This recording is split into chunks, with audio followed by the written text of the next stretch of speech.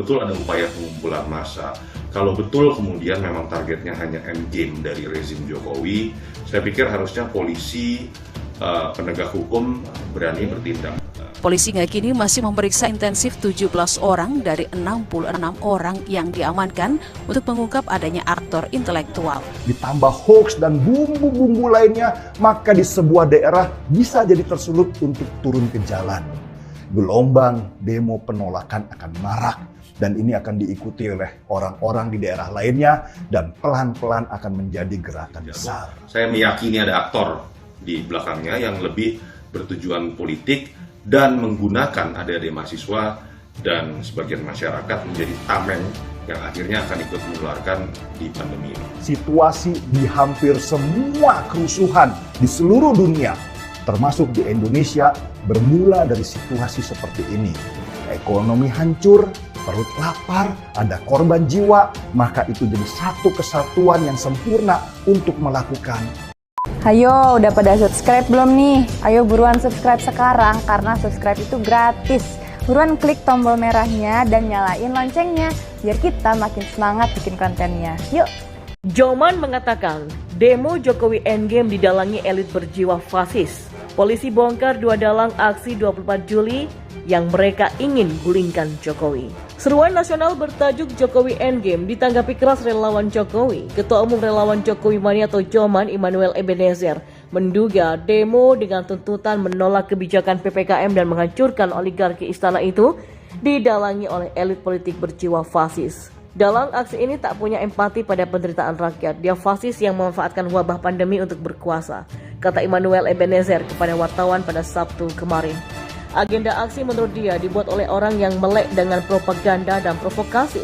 Targetnya adalah mempengaruhi masyarakat agar mau turun ke jalan, padahal jika benar, aksi akan berdampak besar pada peningkatan COVID-19.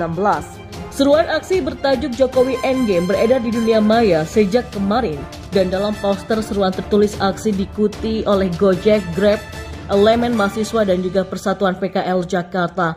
Rencana aksi adalah long march dari Glodok menuju Istana Negara. Poster itu juga mengajak masyarakat umum untuk ikut bergabung dalam demonstrasi menolak kebijakan PPKM itu. Noel, sapaan akrab Immanuel Ebenezer, mengatakan ia sudah berkomunikasi dengan komunitas driver online.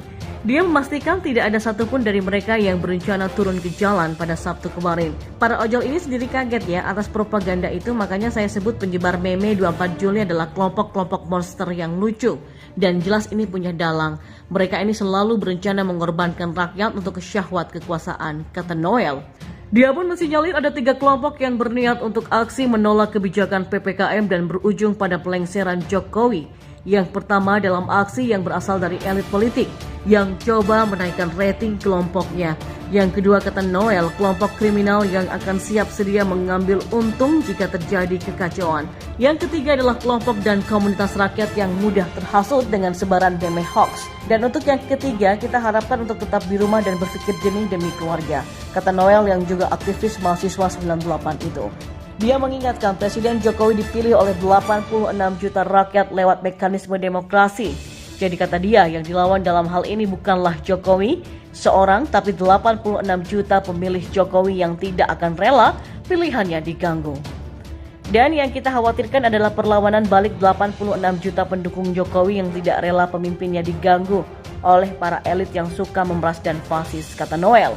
Sementara itu, Kabid Humas Polda Jawa Tengah Kombes Iqbal Al-Qudusi mengatakan telah menangkap 2 orang terduga provokator seruan demo serentak 24 Juli di Semarang, Jawa Tengah. Dan menurut Kombes Iqbal Al-Qudusi, 2 terduga provokator itu berinisial N dan B. Keduanya punya tugas masing-masing dalam merencanakan aksi demo tolak PPKM darurat. Yang pertama, tersangka N bertugas sebagai inisiator aksi, sedangkan kedua yaitu B menyebarkan seruan aksi lewat media sosial. 2 orang diamankan beserta sejumlah barang bukti. Bahkan rencana aksi tersebut sampai dibahas lewat rapat virtual dengan aplikasi Zoom dan dibahas lewat grup aplikasi WhatsApp.